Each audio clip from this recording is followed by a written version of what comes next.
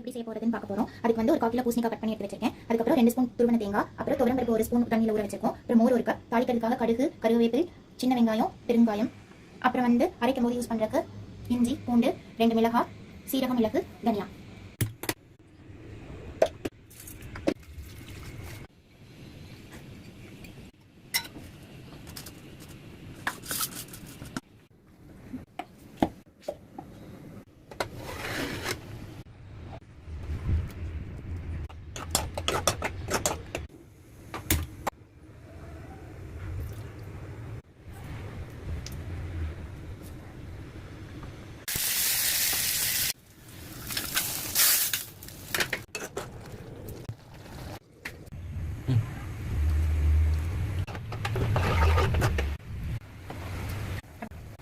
டேஸ்டியான மோர் குழம்பு லஞ்சுக்கு ரெடி.